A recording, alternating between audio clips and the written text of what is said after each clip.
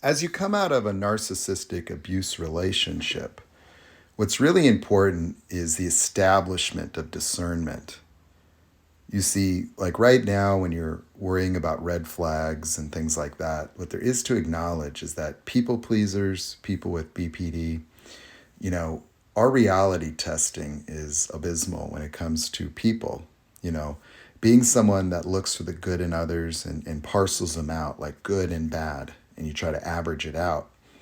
And that's a way of really failing the reality test, because the truth of the matter is that understanding another person is really just as simple as observing their behaviors, not trying to reconcile and explain their behaviors as to preserve a good person by explaining why they act out of character. You see, that's what happens, is that being a people pleaser is somebody, and people pleaser, I might have to come up with a new term. I use that because it's easy for people to see, but many people like myself did not live our lives trying to please people per se. It's an orientation to reality where we are intervening, where we are offering ourselves in some capacity. And for me, it was intellectual. For me, it was my creativity, my thought process. It was actually identifying that I had certain abilities and capacities that would be missing in the lives of other people. And I would be a visionary. I would be somebody with my ADHD that could see the bottom up and see the big picture. And I would give that to people. And I would use that without really even recognizing how special and unique it was. And I'd always be undervalued as a result in my life. But more importantly, fully negated.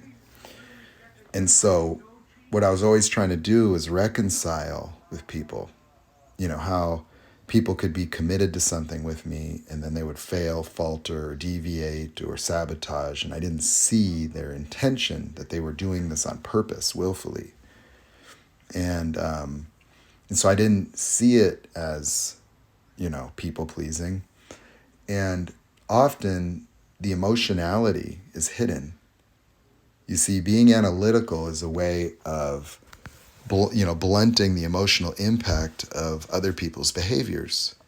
See, like when you think things are your fault, or you think that someone acting this way has something to do with you having made a mistake, you don't feel the emotions of their energy. Their intention is to devalue and invalidate you. You see, that becomes normalized to where you think the punishment fits the crime, or you think that people are entitled to be angry with you if you make a mistake or you fail to live up to expectations or you aren't meeting their needs. That you not meeting their needs explains why they're acting the way that they're acting, which helps you preserve the idealized version of themselves in your imagination. You see, what people pleasers and others think is empathy is the same exact form of empathy that narcissists use. It's a cognitive empathy, except your cognitive empathy will imbue the other people with your traits, meaning that when you put yourself in their shoes, you create an imaginary version of that individual where you can explain their behavior. And for me, I would explain it as a fear of failure, or a fear of commitment, or a fear of something that I would try to deal with. And then when I would explain, and they could go along with my explanations, or whatever the case may be, or point out something that I wasn't doing right, and I would go, okay, that sounds plausible, and now I understand, and now we can move forward. And so being understanding of others is a profound dissociation from reality. Because if you really wanted to understand people, all you'd have to do is observe them. Rather than trying to explain why, you just deal with what's so. And you could look, and if you look at the narcissists in your life, there's a consistent pattern of dishonesty, deception. There's a consistent pattern of behaviors that never work in relationships, that moving forward in my life, it's unacceptable to be devalued. What's acceptable is to be accountable, and be accountable as a good person that has a vested interest in doing the right things. And so bringing that to my attention is something where we could coordinate on the resolution of the things that are important to others. And so I'll always be listening for the opportunity without needing to agree with the devaluations. And so I make that distinction that if somebody doesn't respect, value, and honor me as an individual, then that negates whatever they're saying, meaning that the elephant in the room becomes their behavior towards me. We'll deal with the matter at hand after we get that resolved. When there's respect, when there's understanding and mutual accountability present, then we have a basis for a conversation. And so that's really helped to clarify things. You see, the discernment isn't available when you're living your life thinking that you being not good enough, you being broken, or there being something wrong with you explains the behaviors, the attitudes, the frustrations, the angers, the lack of love, the needs of others. That you're not here to meet anybody's needs.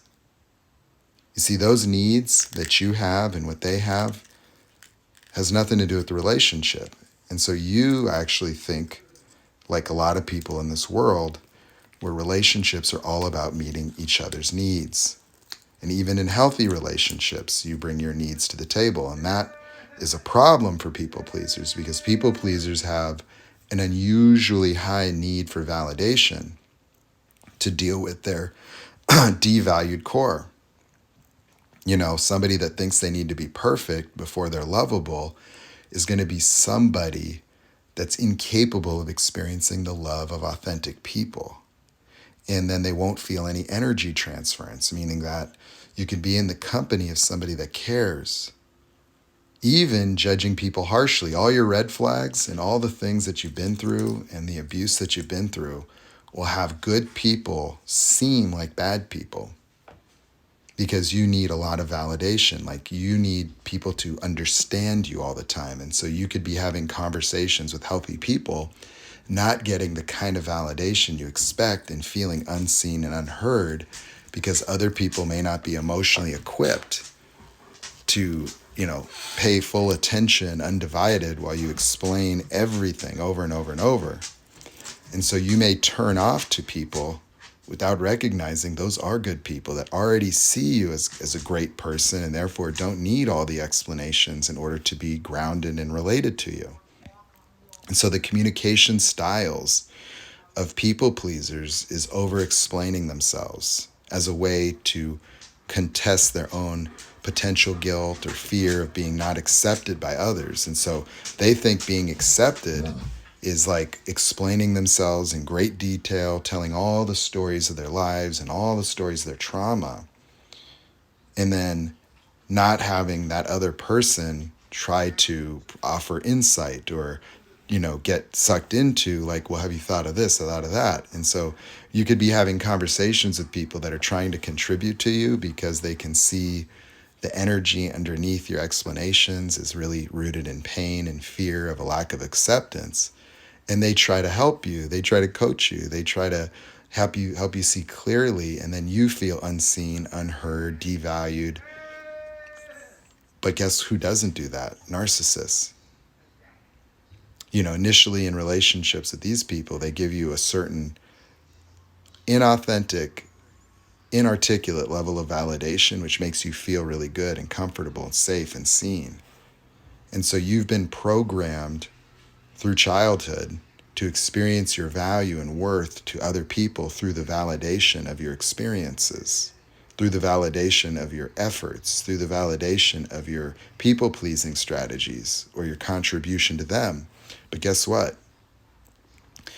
Healthy people don't need all the contributions. They just want to be with you. And so if you're used to just being this explainer, this person that has to do all these things, you might feel disconnected or out of place in healthy relationships without knowing it. And you might devalue that person or turn off to them or mistake them as someone that might be controlling or lacking understanding, when they might be the person that could understand you the best. They might be the person that already gets you when you don't. And if they're talking to you at all, it means that they care and they're interested. And so